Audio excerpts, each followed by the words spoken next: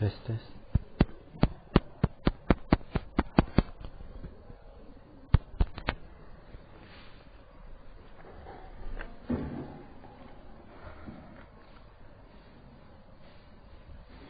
بسم الله الرحمن الرحيم. الحمد لله رب العالمين، والصلاة والسلام على المبعوث رحمة للعالمين نبينا محمد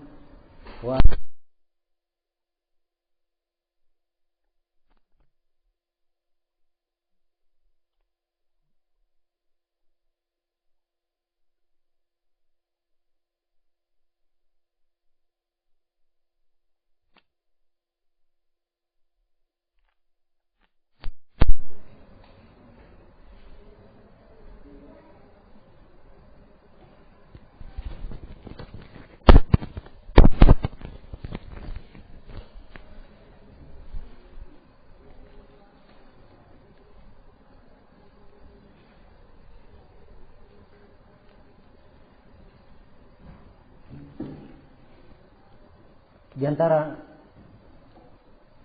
mutun yang berkaitan dengan mustalahul hadits adalah kitab Manzumah Al-Baiquni atau Manzumah Al-Baiquniyah.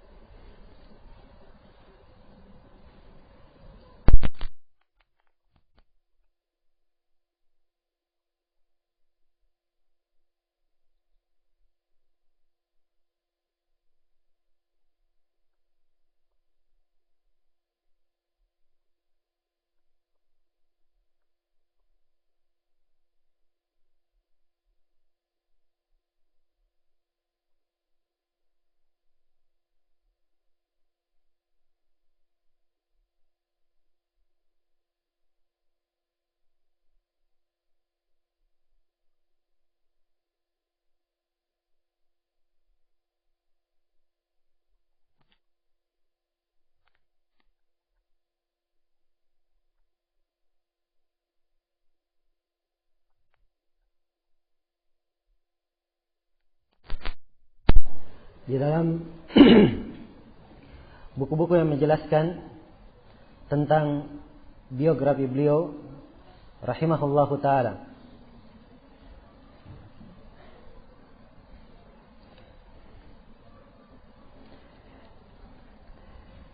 iya,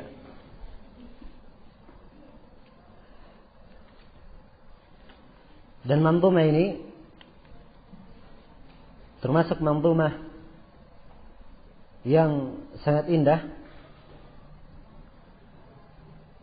dan mudah untuk dihafal,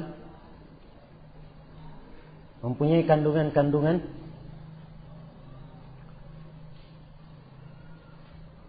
mustalah yang sangat baik sekali untuk pemula. Karena itu di dalam atau sebagai taksil di dalam ilmu mustalah biasanya ditakrir dengan mempelajari Manzumah Al-Baiquni. Dan suatu hal yang dimaklumi bersama bahwa syariat kita dasar dan tuntunannya dibangun di atas adillah dari Al-Quran dan sunnah Rasulullah sallallahu alaihi wa alihi wasallam.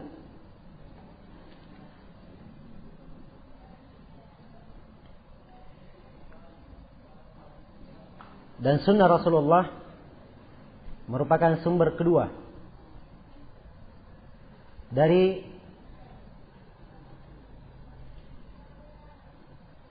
syariat atau tuntunan agama ini. Sebagaimana Al-Quranul Karim dijaga, maka sunnah Rasulullah sallallahu alaihi wasallam juga dijaga oleh Allah Subhanahu wa taala. Dan ini semua tercakup di dalam keumuman firman-Nya, "Inna nahnu nazzalna adz-dzikr wa inna lahu lahafizun."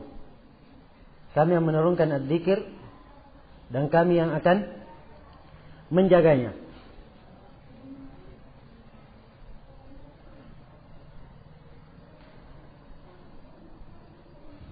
Dan di dalam penjagaan terhadap sunnah Rasulullah sallallahu alaihi wasallam,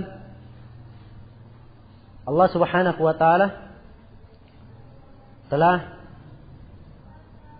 memberikan taufik kepada ahlul hadis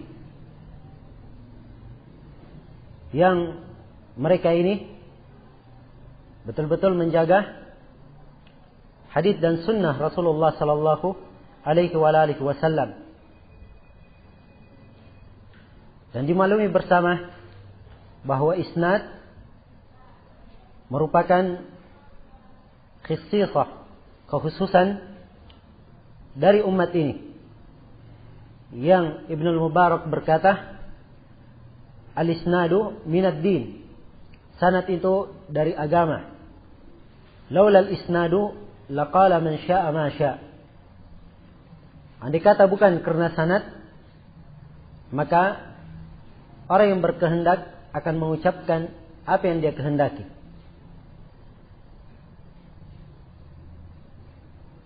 Ini menunjukkan bahwa sanad mempunyai ahamiyah, sesuatu yang sangat penting di dalam syariah.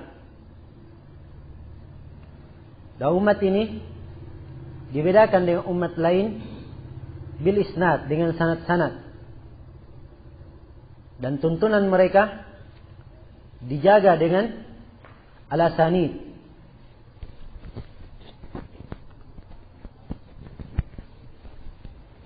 Dan Ibnu Sirin rahimahullahu taala berkata,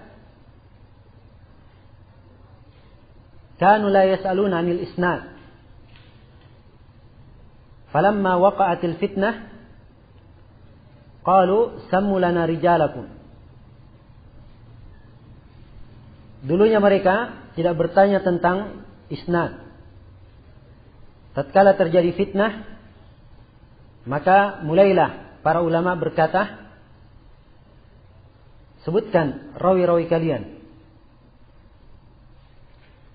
Maka kata beliau, fayunzaru ila ahli sunnah fayukhadhu hadithahum. Maka dilihat kepada ahli sunnah dan diambillah hadits mereka.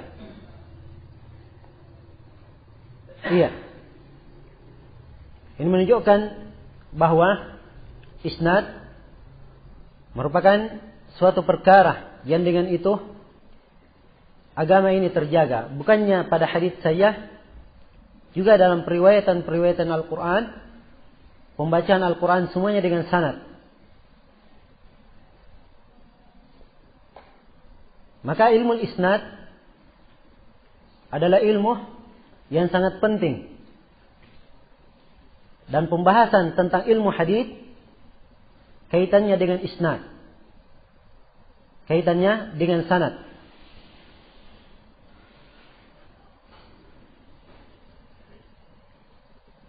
Sebab ilmu hadits definisinya adalah ilmun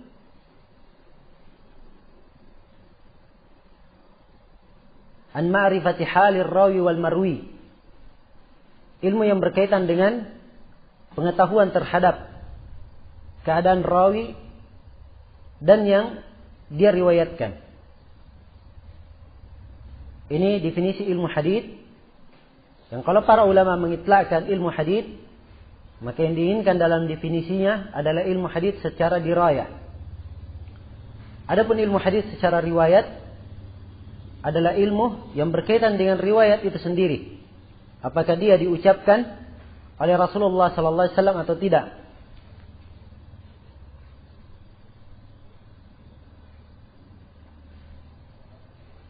Iya. Maka tatkala hadis-hadis Rasulullah sallallahu alaihi wasallam bersandar di atas asanid, Maka tentunya menguasai ilmu tentang sanad itu adalah perkara yang sangat penting sekali. Dan syaraful ilm bisyarafi ma'lumihi. Mulianya suatu ilmu itu tergantung sesuatu yang akan diilmui. Maka tatkala yang akan dipelajari tentang hadits Rasulullah, maka di sini menunjukkan utamanya ilmu tersebut. Imam Nawawi di dalam Al-Irsyad beliau berkata, disebut di sini di halaman 17, kata beliau, ilmu al-hadits ilmun syarifun yunasibu makarim al-akhlaq wa mahasin asy-syiyam wa huwa min ulumil akhirah la min ulumid dunya. Man hurimahu faqad hurima khairan 'azima wa man ruziqahu faqad nala fadlan jazila. Ilmu hadits adalah ilmu yang sangat mulia, sejalan dengan akhlak yang mulia dan tabiat yang baik. Dan ilmu hadits dari ilmu akhirat, bukan dari ilmu dunia. Siapa yang diharamkan darinya, maka telah diharamkan darinya kebaikan yang sangat besar. Dan siapa yang mendapatkan anugerah dengan ilmu hadits ini, maka dia telah mendapatkan suatu keutamaan yang sangat besar.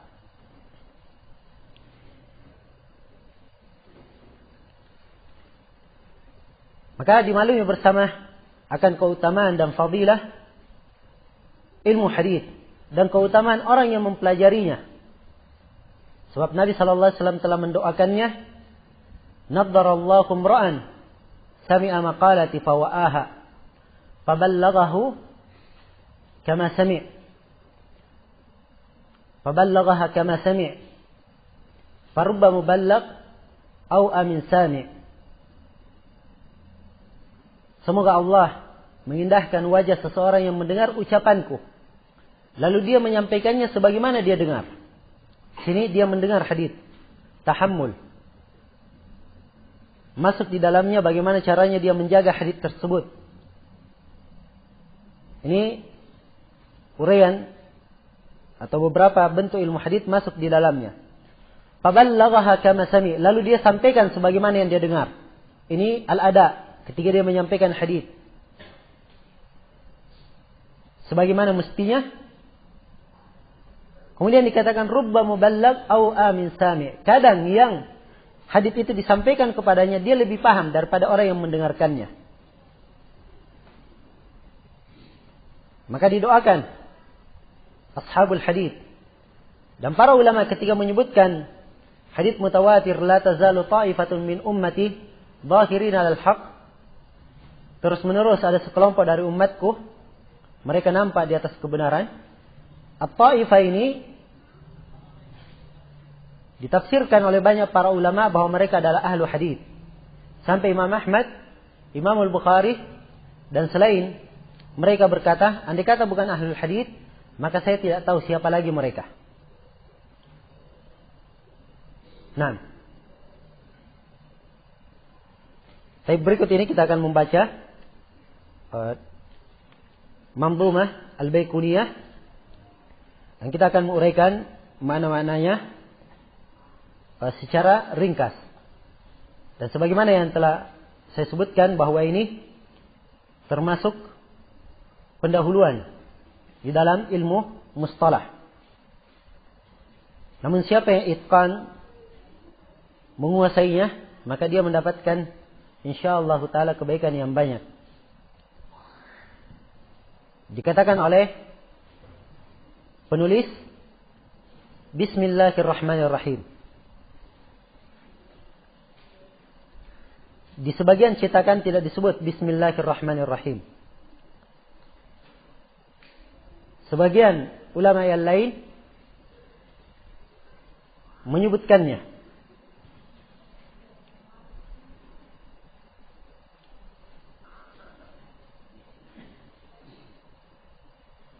Kalau Bismillahirrahmanirrahim disebut,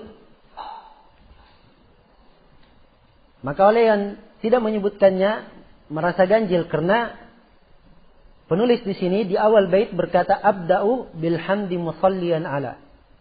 Saya memulai dengan hamdalah.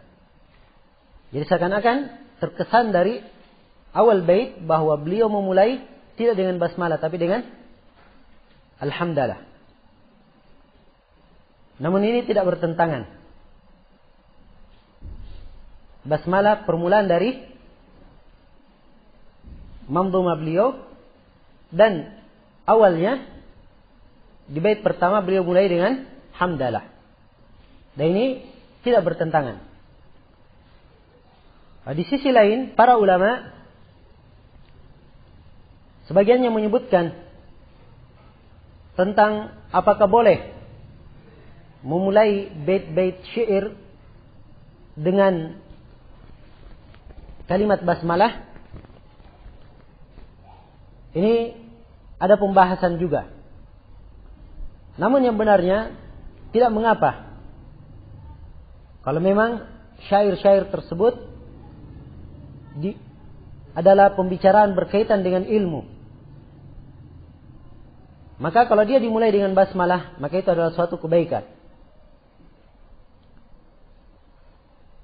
Jadi Bismillahirrahmanirrahim. Abda'u bilhamdi musalliyan ala Muhammadin khairi nabiyyin ursila. Wadhi min aqsamil hadithi iddah. Wa kullu wahidin ata wahaddah. Kata beliau, abda'u, saya memulai. Bilhamdi, dengan pujian. Maksudnya dengan pujian kepada Allah. Musalliyan ala, sambil memberikan salawat kepada Muhammadin. Muhammad khairi nabiyyin ursila, sebaik-baik nabi yang diutus.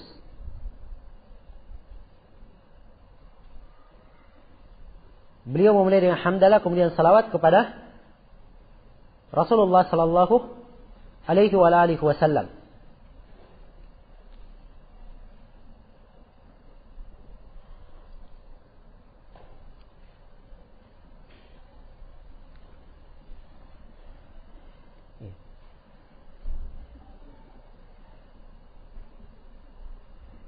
Tentunya dimaklumi bersama ada uraian makna tentang hamdalah dan salawat Allah kepada nabinya.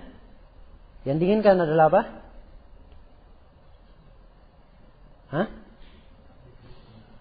Adalah menyebutkannya di sisi para malaikatnya. Dan di sini dikatakan Nabi Muhammad adalah sebaik-baik nabi yang diutus. Syekhul Islam Ibnu Taimiyah dalam Al-Ikhtiyarat menyebut bahwa para ulama sepakat bahwa Nabi Muhammad adalah nabi yang paling baik atau manusia yang terbaik. Dinukil kesepakatan. Dan ini tidak bertentangan dengan hadis yang Nabi sallallahu alaihi wasallam bersabda, "La tukhayyiruni bainal anbiya, atau la tufadiluni bainal anbiya." Hadis muttafaqun alaih. Jangan kalian melebihkan saya di antara para nabi. Ya, hadis ini hanya menunjukkan tawadhu beliau, sikap merendah diri dari beliau. Dan pada hakikatnya beliau adalah manusia yang terbaik.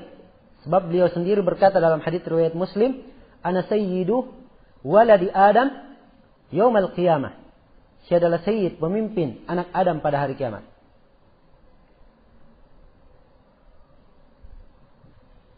Dikatakan di sini oleh penulis, khairi nabiyyin ursila, sebaik-baik nabi yang diutus. Beliau sebutkan dengan dua perkara, nabi dan irsal, diutus sebagai rasul. Sebab beda antara nabi dan rasul. Dan beliau digolongkan sebagai nabi dan rasul. Iya. Nah, di sini seakan-akan beliau mengesankan, mengisyaratkan bahwa di dalam periwayatan hadis itu ada taharri bil alfaz. Hendaknya detail di dalam penggunaan lafaz-lafaz. Dan dimaklumi bersama dalam hadis Bara' bin Azib tentang doa tidur itu, yang di doanya di akhirnya disebutkan wa bi nabiyyika alladhi arsalta. Ada sebagian rawi berkata, bagaimana kalau dijawab bi rasulika, dikatakan bi rasulika alladhi arsalta. Dikatakan tidak boleh, tapi katakan bi nabiyyika alladhi arsalta. Dengan nabimu yang engkau utus. Ya, saya beriman kepada nabimu yang kamu utus. Tatkala disebutkan dengan lafaz nabi, maka disebutkan dengan lafaz nabi. Ya.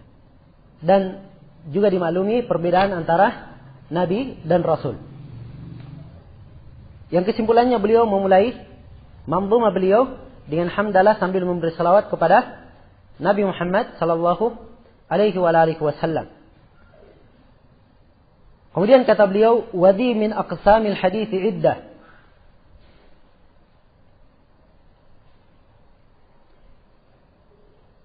Wadi, di artinya apa?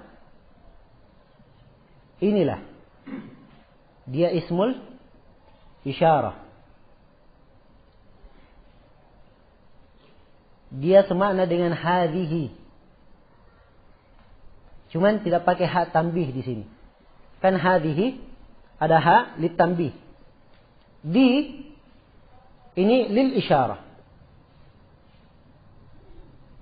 Dipahami? Dia mubtada. Mana khabarnya? Khabarnya diakhirkan karena qafiyahnya mengharuskan atau susunannya agar supaya sama akhirnya. Dikatakan wadi min aqsamil hadithi iddah. Jadi asalnya wadi iddatun min aqsamil hadith. Dan ini adalah sejumlah, iddah artinya sejumlah. Min aqsamil hadith, dari bagian-bagian ilmu hadith. Kalimat sejumlah ini menunjukkan bahwa penulis tidak menyebutkan seluruh pembagian-pembagian ilmu hadith dalam manzumah beliau. Dan dari kalimat min aqsamil hadits, min di sini lish tab'idiyah, menunjukkan sebagian dari ilmu hadits. Sebab beliau hanya menyebutkan sebagian saja. Kalimat hadhihi ini penggunaannya kembali kepada penulisnya. Kalau belum dia tulis, kemudian dia katakan ini, berarti yang diinginkan dengan kalimat ini sesuatu yang sudah tergambar di dalam benaknya, tapi belum tertulis. Ya. Tapi kalau sudah jadi kemudian dia pakai kalimat ini, maka yang diinginkan dengan kalimat ini yang telah jadi ini. Jadi dia susun dahulu, kemudian dia kasih pendahuluan. Namun zahirnya di sini penulis ya langsung memulai. Jadi sudah terangkai dalam dirinya apa yang dia akan tulis. Yang dia akan tulis ini makna yang dia rangkaikan. Inilah yang dia isyaratkan dengan kalimat hadhihi. Dipahami? Jadi wadi min aqsamil hadithi iddah. Asalnya kita katakan apa tadi? Wadi iddatun min aqsamil hadith. Wa kullu wahidin atahu haddah. Setiap dari kisim ini, setiap dari bagian ilmu hadits ini, dia datang wahaddahu dengan definisinya. Al-had itu definisi, at-ta'rif.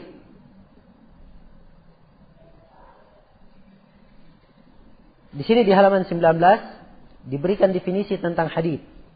Dikatakan hadits itu ma warada anin Nabi sallallahu alaihi wasallam min qaulin aw fi'lin aw taqririn aw sifatin. Apa yang warid dari Nabi sallallahu alaihi wasallam berupa ucapan, perbuatan takrir maupun sifat.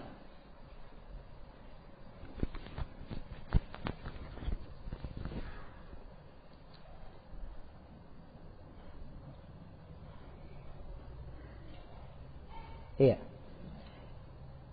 Jadi berikut ini beliau akan menyebutkan sejumlah dari bagian-bagian ilmu hadis, dan setiap bagian yang beliau sebutkan beliau akan sertakan dengan definisinya. Kata beliau rahimahullahu taala, "Awwalu as-sahih wa huwa mattasal isnaduhu wa lam yushadd aw yu'al yarwihi adlun dhabitun an mithlihi mu'tamadun fi dhabtihi wa naqlihi." Awaluha, yang paling pertamanya. Kembali kepada apa? Kembali kepada al-aqsam. Jadi awalul aqsam. Awal pembagian itu adalah as-sahih. Jadi awal dari pembagian-bagian ilmu hadis yang akan disebutkan di sini adalah hadis sahih. Dan penulis di sini akan menyebutkan hadis sahih, hadis hasan, dan hadis dhaif sebagai pembagian umum dalam pembagian hadis. Ini pembagian yang masyhur di kalangan para ulama al-mutaakhirin. Mereka membagi hadis menjadi 3 bagian. Hadis sahih, hadis hasan, dan hadis dhaif. Adapun kebanyakan para ulama al-mutaqaddimun, mereka membagi hadis menjadi 2.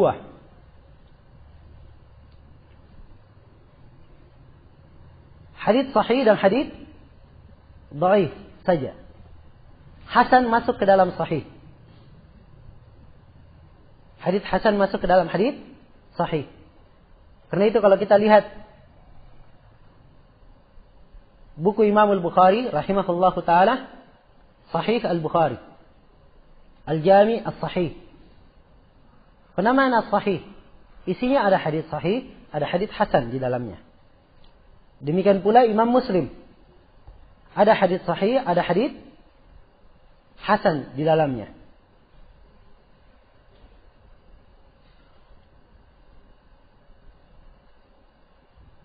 Demikian pula Sahih Ibn Hibban, yang judul aslinya memang bukan disebut dengan sahih, tapi at-taqasim. Jadi ini asal penggunaan para ulama tentang as-sahih. Masuk juga di dalamnya hasan, ulama terdahulu.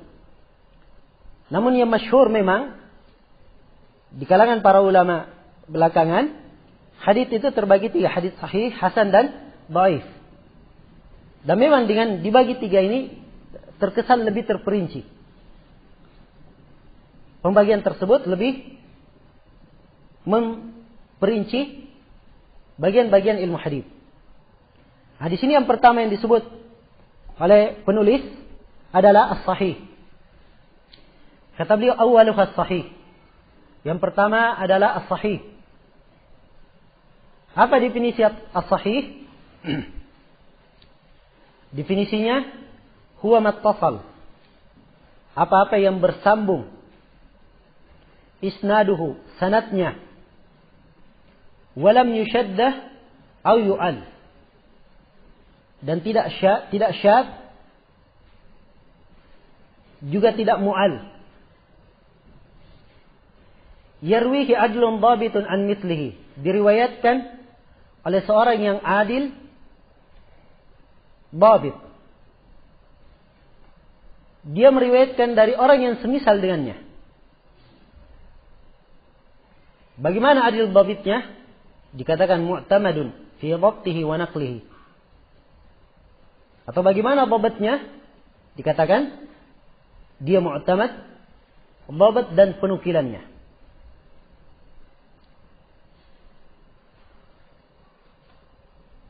Sebelum kita simpulkan definisi penulis, di sini disebutkan atau kita jelaskan beberapa kandungan dari kalimat yang beliau sebut. Kata beliau, wa huwa mattasal, dia yang bersambung. Al-ittisal itu artinya setiap rawi mendengar dari gurunya.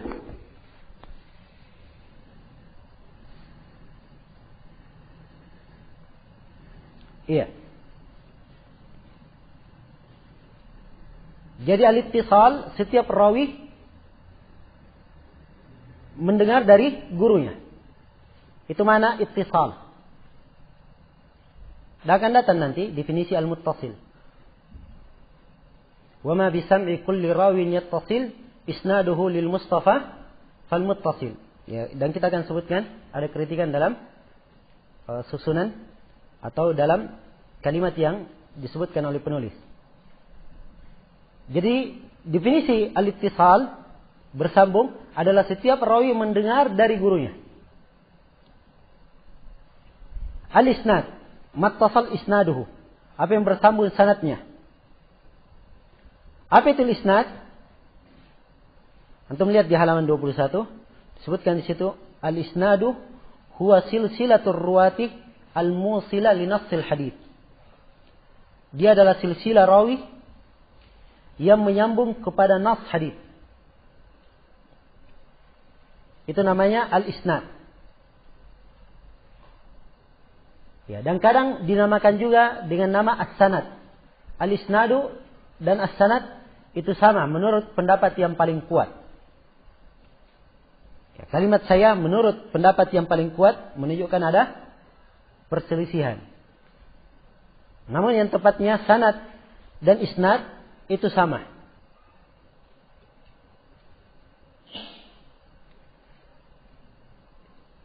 Jadi yang bersambung sanadnya. Walam yushaddah, dan dia tidak syad. Apa itu syad?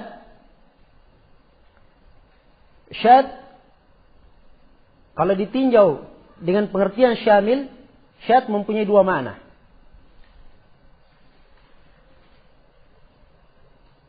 Ada syad bil infirad, syad karena bersendirian. Ada syad karena mukhalafah. Ada syad karena menyelisihi.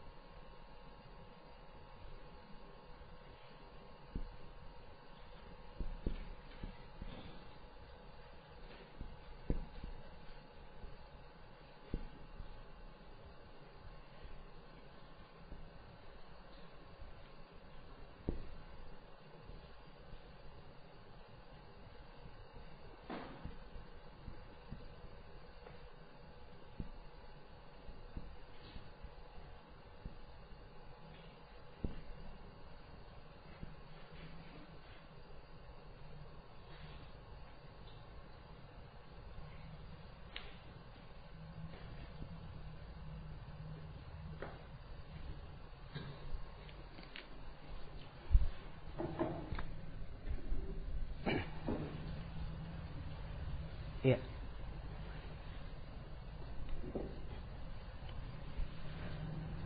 Jadi syad terbagi dua. Ada syad karena al-infirad, bersendirian. Dan ada syad karena al-mukhalafah. Bagaimana syad dengan bersendirian? Yaitu ayyam faridar rawi bima la yuhtamalu tafarruduhu. Seorang rawi bersendirian dan bersendiriannya gairu muhtamal. Tidak dianggap.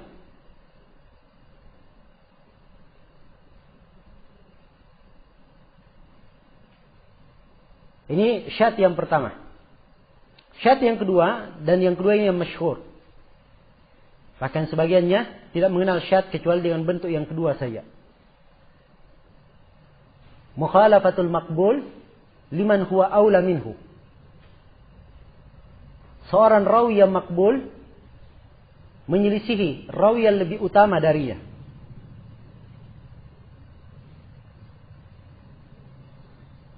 Kalimat rawi makbul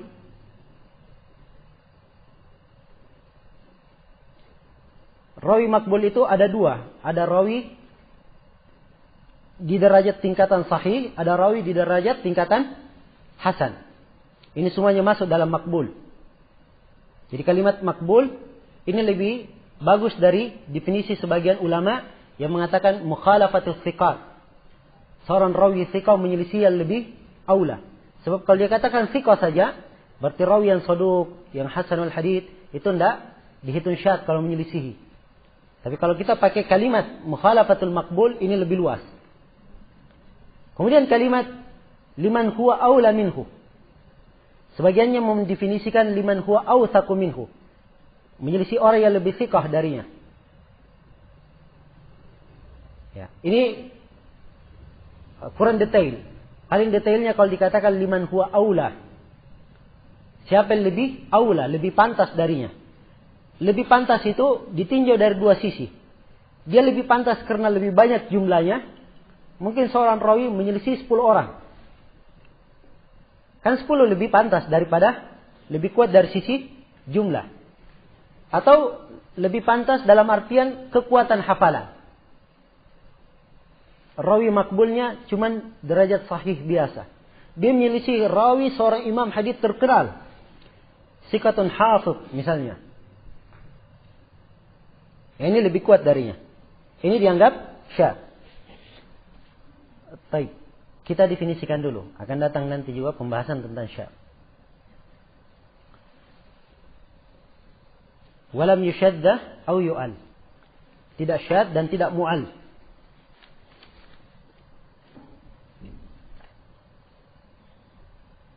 Antum lihat di halaman 21 diberi definisi tentang syad. Dan definisi syad yang disebutkan di situ adalah syad, mana yang kedua kita sebutkan. Kemudian disebutkan definisi di sini tentang illah. Ya, perlu diketahui bahwa takbir illah itu lebih pantas kalau diganti dengan lafaz mu'allal. Sebab penulis juga memberi takbir dengan kalimat la yu'al atau yu'al. Dari kalimat mu'al. Mu'al atau mu'allal itu lebih detail. Sebab illah itu terbagi dua. Ada illah qadihah dan ada illah gairu qadihah. Ada illah tercela dan ada illah tidak tercela. Yang dinafikan di sini dari definisi sahih, tidak boleh ada illah. Illah apa yang diinginkan? Illah qadihah. Karena itu harusnya dikatakan mu'al atau mu'allal. Dan Ibnu Salah sendiri, dan kita lihat beliau sebenarnya di sini menukil dari Ibnu Salah. Ibnu Salah sendiri itu menyebutnya dengan al-mu'allal. Jadi al-mu'allal itu adalah sababun yaqdah fi sihhati hadithin zahiruhu sihhah.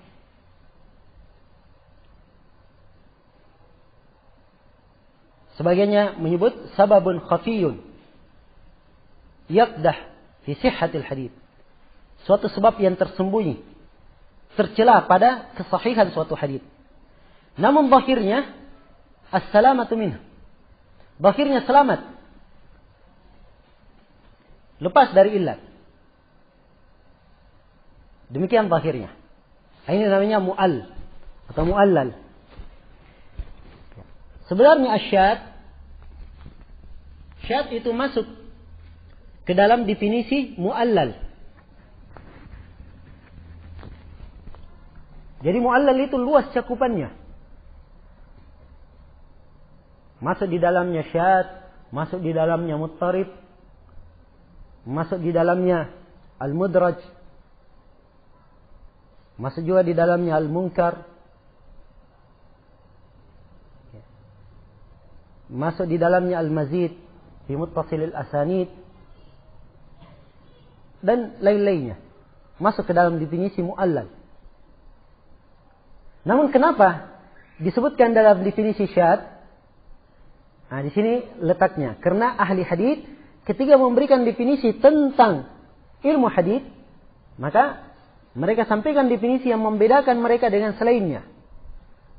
Sebab ahli fikih mereka tidak menganggap penting syadz itu dalam diterimanya suatu hadits.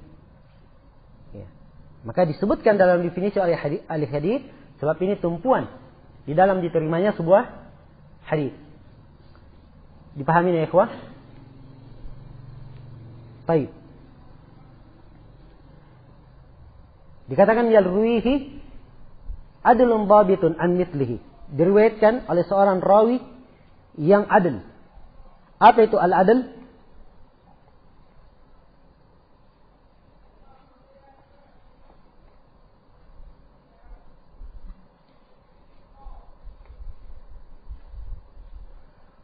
Di sini di halaman 21-22 dikatakan huwa rawi alladhi yahmil sifatin. Dia adalah rawi yang menyandang sifat-sifat. Tahmilu sahibaha ala taqwa wa jatinabil adnas. Akan menyebabkan orang yang bersifat dengan sifat itu untuk bertakwa dan meninggalkan sesuatu yang tidak baik. Wa ma yakhillu bil muru'ah indan nas. Dan apa-apa yang menyebabkan ikhlal muru'ah pada manusia.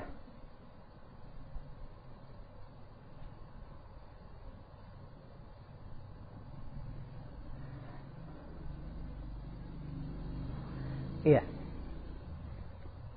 Ini sebenarnya definisi umum. Iya, kalau ingin didetailkan, rawi yang adil itu adalah rawi yang terpenuhi padanya 5 syarat. Pertama, dia adalah balik, akil, atau yang pertama dia adalah muslim, balik, akil, salimun min asbabil fiski, wa salimun min khawarimul muru'ah. 5 perkara.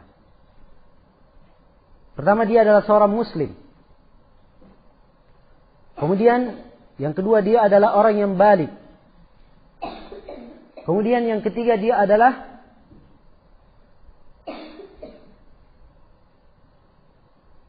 akil, orang yang waras. Kemudian yang keempat, salim. Dia selamat dari sebab-sebab kefasikan. Yang kelima, selamat dari sebab-sebab khawarimul muru'ah, yang bisa menyebabkan muru'ahnya makhrum di kalangan manusia. Ya. Ini uraiannya agak panjang dari asbab al-adalah ini. Jadi katakan adlun, ini yang diinginkan. Terpenuhi padanya 5 perkara ini. Kalau dikatakan rawi itu adil. Dhabitun. Dhabit itu terbagi 2. Disebutkan di halaman 22. Ada dhabtu sadr dan ada dhabtu kitab.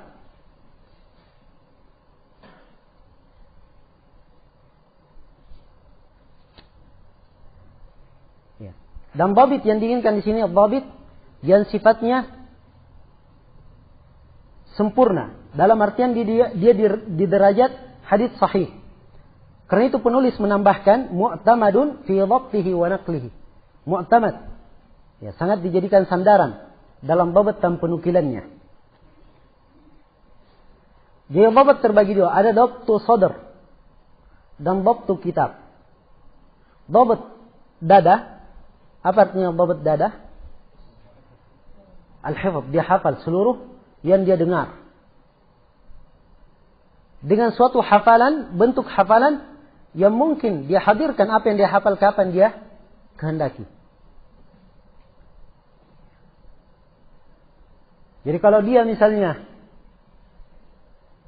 ketika ditanya sesuatu, dia katakan tunggu dulu, saya periksa dulu. Atau saya lihat dulu. Nah, ini namanya tidak dhabtu sadr. Tapi dhabt dia mampu mengeluarkan kapan dia kehendaki. Ini dhabtu sadr. Dhabt yang kedua adalah dhabtu kitab. Dhabt kitab. Apa artinya? Disebutkan di sini wa huwa ayyasuna kitabahu alladhi kataba. Dia menjaga kitab yang dia tulis. Mundu sami'a fi, setelah dia mendengarnya. Wa sahhahahu, dan dia benarkan. Nanti akan ada di pembahasan mustalah selanjutnya. Seorang etikanya apabila menulis hadits dan dia bersandar dengan kitabnya, hadits yang dia tulis kembali dia cocokkan dengan asal gurunya. Apakah langsung dari buku gurunya atau dia tanya langsung kepada gurunya. Saya tadi tulis begini. Ya, apakah sudah benar? Kalau salah diperbaiki. Sehingga semuanya terjamin baik. Kalau dia tidak seperti itu, maka dia dhabt dari teman-temannya. Ya, kalau sudah meyakinkan, ini namanya sudah dhabt bukunya.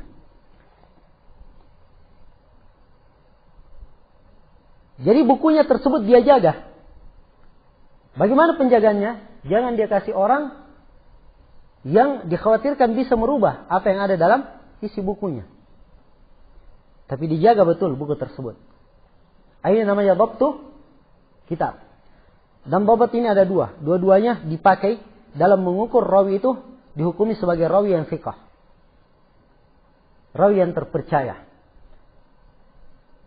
Di kalangan para ulama ada yang memakai dhabt sadr. Dia tidak menulis. Di antara yang paling terkenal Imam Sya'bi. Kata beliau, "Ma katabtu sauda 'alal bayda." Saya tidak pernah menulis hitam di atas putih. Semuanya serba hafalan. Iya. Kalau dhabtu kitab, dia tulis kitab, dia tidak hafal, tapi dia punya kitab sahih. Ini juga banyak rawi yang seperti ini. Namun kebanyakan para ulama menggabungkan dua perkara. Dia menulis, menghafal juga. Ini kebanyakan ahli hadits kibar seperti Imam Al-Bukhari, Imam Muslim, Imam Ahmad, Ali bin Al-Madini, Yahya bin Ma'in, Abdurrahman bin Mahdi, dan lain-lainnya. Mereka menulis dan menghafal juga. Dan ini yang paling bagus. Sebab kalau bersandar dengan hafalan, hafalan itu kata para ulama khawan, pengkhianat. Kadang dibutuhkan, lupa dia apa yang dia hafal. Dari Imam Sya'bi sendiri, beliau berkata, saya lupa beberapa dari hafalanku. Andai kata yang saya lupa ini dihafal oleh seseorang, maka dia akan menjadi alim dengannya. Ya.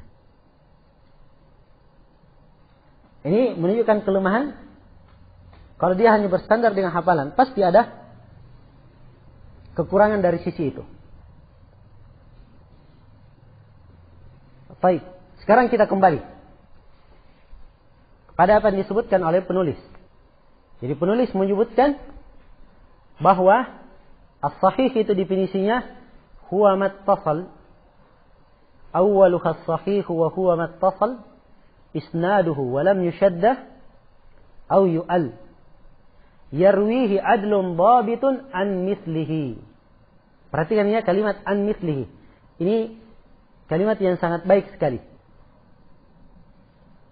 Ya. Jadi kalimat an mislihi yang semisal dengannya. Al-misliyah semisalnya atau kesamaannya, ya, kesamaan dari sisi adalah dalam dhabt. Tidak harus ya sekian persennya sama, enggak. Misalnya harus ini 50%, sana 50%, enggak. Tapi maksudnya dia di satu tingkatan. Ini rawi adlun dhabit, thiqah di tingkatan sahih. Rawi yang dia meriwayatkan darinya juga di tingkatan itu. Sebab derajat rawi-rawi tingkatan sahih itu berjenjang-jenjang. Iya. Ada yang hafalannya sangat kuat. Ini yang kadang diberi gelar thiqatun hafidh. Ada yang sudah memang nggak bisa disaingi. Ini kadang diberi gelar Amirul Mukminin fil Hadits. Ini tingkatan paling tinggi. Atau awsaqun nas, manusia yang paling thiqah. Ada yang paling rendahnya, dia thiqah atau dhabit. Atau yang semisal dengan itu. Ini berjenjang-jenjang tingkatan rawi sahih. Jadi al-misliyah kesamaan tingkatan. Dipahami? Dari apa yang disebutkan oleh penulis bisa disimpulkan bahwa sebuah hadits dikatakan sebagai hadits yang sahih apabila terpenuhi 5 syarat. Syarat yang pertama adalah al-ittisal, ittisalus sanad, harus bersambung sanadnya. Syarat yang kedua adalah dhabtur ruwah. Atau yang kedua adalah turruwah, adilnya rawi itu. Syarat yang ketiga dhabtur ruwah, rawi-rawinya dhabt. Syarat yang keempat tidak syadz, syarat yang kelima tidak mu'al. Jadi 5 syarat. 3 syarat adalah syarat musbatah, syarat yang harus ada pada hadis ditetapkan. 2 syarat adalah syarat manfi atau syarat salbiyah yang harus hilang dalam hadis itu. Ya kan? Kan tidak boleh syadz, tidak boleh mu'al. Baik, kita lihat contoh yang disebutkan di sini. Di halaman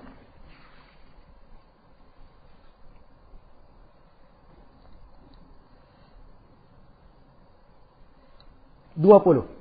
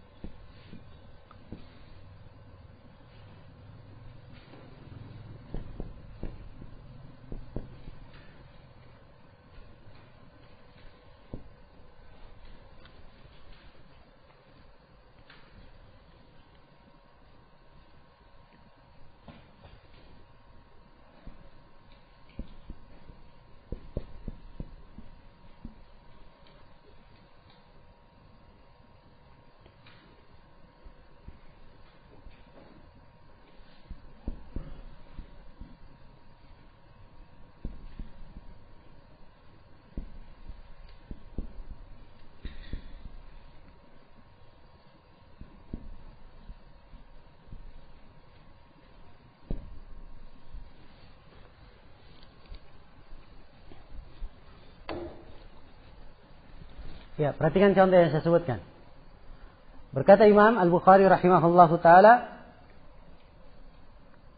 haddatsana Abdullah bin Yusuf, menceritakan kepada kami Abdullah bin Yusuf.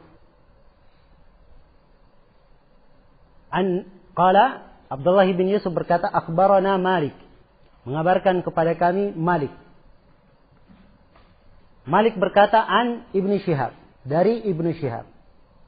Ibnu Syihab berkata an Muhammad bin Jubair bin Mut'im, dari Muhammad bin Jubair bin Mut'im. Muhammad bin Jubair berkata, atau disebutkan an abihi, dari ayahnya, yaitu Jubair ibn Mut'im. Kemudian disebutkan haditsnya, Jubair bin Mut'im berkata, sami'tu Rasulullah sallallahu alaihi wasallam qara'a fil maghribi bit-tur. Saya mendengar Rasulullah membaca surat Tur di salat maghrib. Sekarang hadis ini ingin kita hukumi. Apa derajatnya?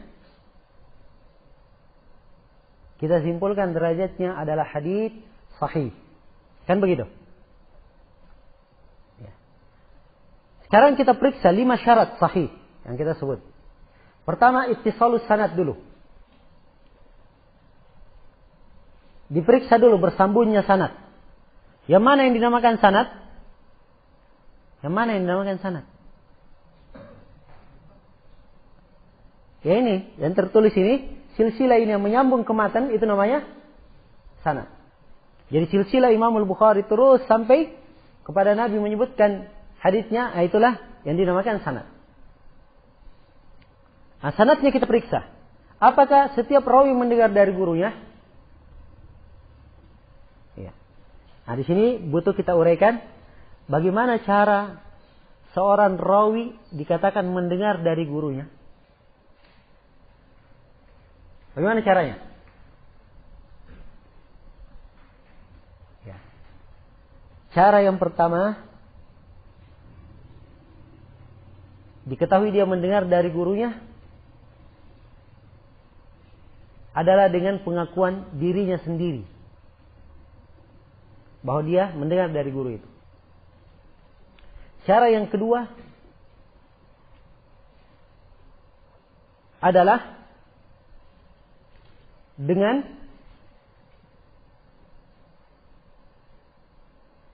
dipersaksikan oleh seorang imam dari ahli hadis bahwa dia mendengar dari gurunya. Cara yang ketiga, dia dipersaksikan oleh temannya bahwa dia mendengar dari gurunya. Ini 3 cara. Sekarang kan antum heran, dari mana kita tahu dia mendengar padahal kita tidak pernah berjumpa? Ya. Maka dengan 3 cara ini. Sekarang kita lihat, Imam Al-Bukhari berkata haddatsana, menceritakan kepada kami Abdullah bin Yusuf. Apa arti haddatsana? Menceritakan kepada kami, menunjukkan dia dengar langsung atau tidak? Dengar langsung. Ini menunjukkan dia mendengar. Sebab konteks ini kalimat haddatsana tidak mungkin kecuali dia mendengar langsung dari gurunya. Dipahami ini? Ya. Walaupun kalau kita masuk ke mustalah yang lebih luas, ya ada juga yang berkata selain dari itu. Namun ini aja dulu secara zahirnya.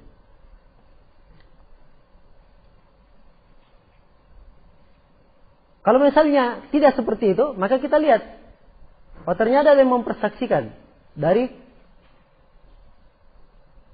para imam. Imam Al-Bukhari mendengar dari ini, dari ini, dari ini. Atau temannya menyebutkan bahwa Imam Al-Bukhari pernah mendengar dari si fulan dan saya juga hadir di situ. Nah, ini 3 cara semuanya untuk mengetahui ini, rujukannya ke buku-buku rawi hadis. Biografi rawi. Dipahami? Di sini beliau telah memakai kalimat haddatsana. Jadi Imam Al-Bukhari mendengar dari Abdullah bin Yusuf. Dan ini sudah sangat banyak sekali riwayat dalam sahihnya dari jalan Abdullah bin Yusuf. Sebab hadits-hadits riwayat Imam Malik, Imam Al-Bukhari dalam mengeluarkan hadits Imam Malik bersandar kepada siapa? Abdullah bin Yusuf. Kalau Imam Muslim bersandar kepada siapa? Yahya bin Yahya At-Tamimi An-Naisaburi. Kalau Imam Abu Dawud bersandar kepada Abdullah ibn Maslamah Al-Qa'nabi. Dipahami? Jadi kalau dia bersandar memakai rawi itu menunjukkan bahwa ini andalan beliau. Kemudian Abdullah bin Yusuf berkata, akhbarana Malik, mengabarkan kepada kami Malik. Kalimat akhbarana ini penggunaan. Kebanyakan rawi yang meriwayatkan dari Imam Malik. Kalimat akhbarana itu kalau seorang murid membaca kepada gurunya. Ada buku gurunya, dia baca kepada gurunya. Ya. Maka ini namanya al-qiraah. Kalau dia meriwayatkan, boleh dia berkata haddatsana Malik qira'atan. Atau dia berkata qara'tu ala Malik, saya baca kepada Malik. Nah, ini kalimat yang biasa dipakai oleh Yahya bin Yahya an-Naisaburi. Atau bisa dia pakai kalimat akhbarana. Karena itu kebanyakan rawi dari Imam Malik memakai kalimat akhbarana. Isy'ar, lafaz qira'ah. Yang akan datang nanti dalam buku-buku mustalah yang lebih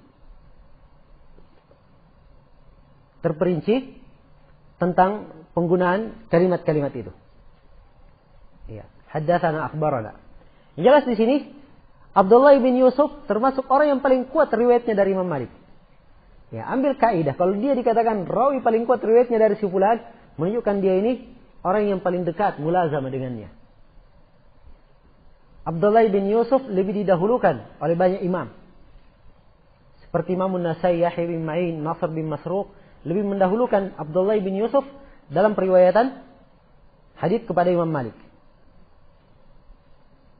Dipahami ini? Imam Malik rahimahullah berkata an Ibn Shihab, dari Ibn Shihab. Kalimat an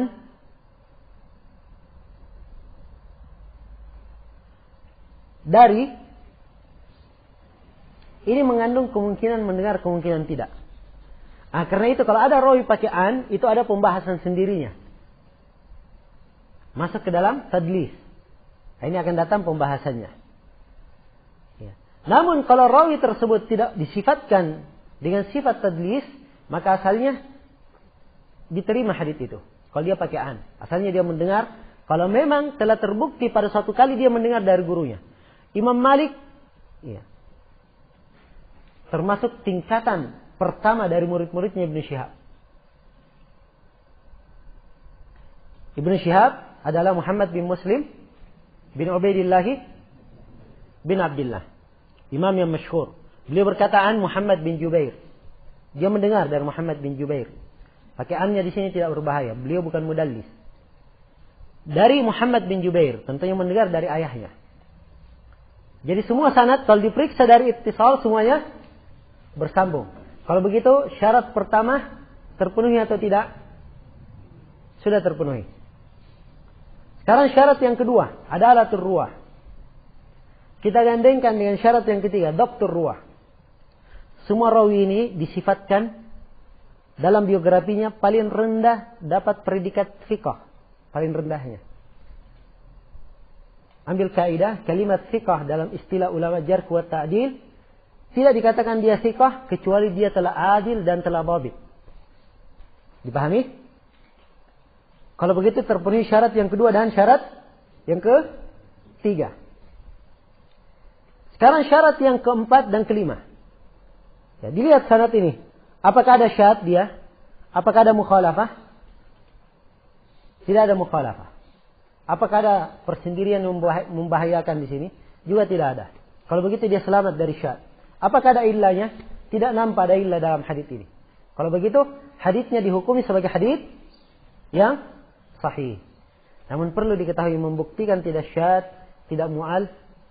Di sini letak kedetailan dan pembahasan yang paling mendalamnya dalam ilmu hadis. Karena itu di sekian banyak rawi hadis, sekian ribu rawi, bahkan puluhan ribu, tidak ada yang paham tentang ilal kecuali ulama dihitung pakai jari saja. Dipahami? Seperti Imam Al-Bukhari dan semisalnya. Iya. Ambil contoh yang kedua. Imam Al-Bukhari berkata, Yahya, haddathana Yahya bin Adam. Qala haddathana Syu'bah. An Abdul Aziz bin Suhaib. An Anas. Rasulullah SAW bersabda, Idza dakhala ahadukumul khala, falyaqul, Allahumma inni a'udzubika minal khubuth wal khaba'ith. Itu nasnya. Yahya bin Adam, salah seorang guru Imam Al-Bukhari. Yang lumayan banyak Imam Al-Bukhari meriwayatkan darinya di sahihnya. Khususnya riwayat dari Syu'bah. Ya. Dari Syu'bah bin Hajjaj. Dari Abdul Aziz bin Suhaib. Syu'bah ini terkenal. Orang yang paling benci tadlis. Ya. Jadi riwayat-riwayatnya itu insya Allah bersambung. Namun ini tentunya juga pembuktiannya ya dengan ukuran yang kita sebutkan tadi. Ada pembuktian. Ya. Membuktikan dia mendengar. Mungkin bisa saya tambahkan di sini yang keempat untuk mengetahui seorang rawi mendengar dari gurunya, dilihat dari tarikhnya. Dilihat dari tahun wafat dan dilahirkannya. Ya. Kalau ada murid meriwayatkan dari guru, muridnya lahir di tahun 30 Hijriah. Gurunya meninggal tahun 50 Hijriah. Maka ini mungkin mendengar, mungkin tidak.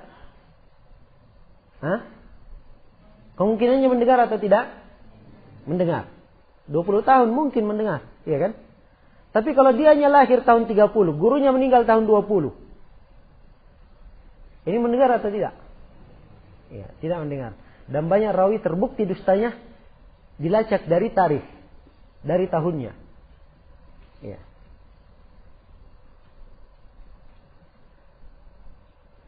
Abdul Aziz bin Suhaib juga termasuk rawi yang banyak meriwayatkan dari Anas. Kalau begitu dia bersambung sanadnya.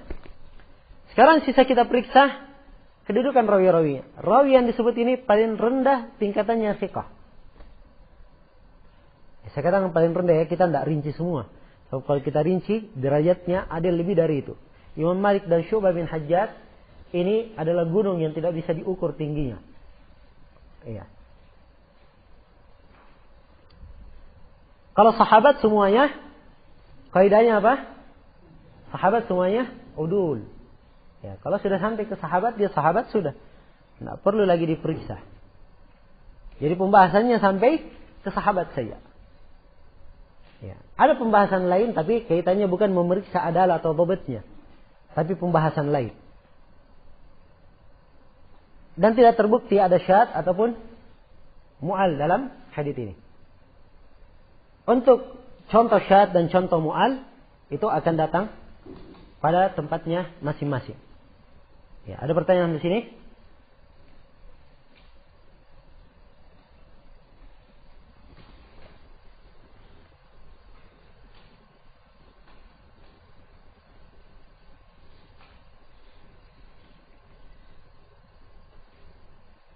Dihafal ya, Mandhumah Al-Baiquniyah.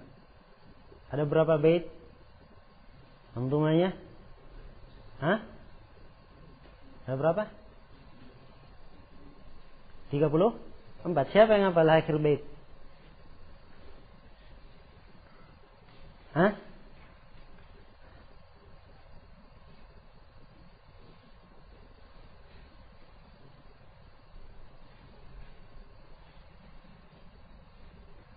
Akhir baitnya saja. Enggak ada yang hafal? Hadits ya Farid?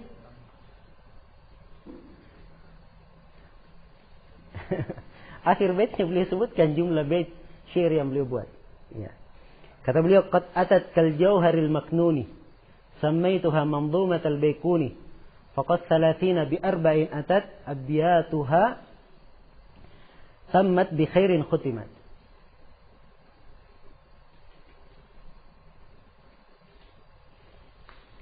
Baitnya di atas 30 lebih 4. Berapa? 34. Cuma 34 bait saja. Ya. InsyaAllah mudah ya. 2 jam bisa dihafal insyaAllah. Iya. Tidak ada pertanyaan? Jelas ya? Baik. Coba dulu sampai sini. Subhanakallahumma wa bihamdik, asyhadu an la ilaha illa anta, astaghfiruka wa atubu ilaik. Ya, mudah-mudahan besok kita bisa mulai lebih pagi lagi.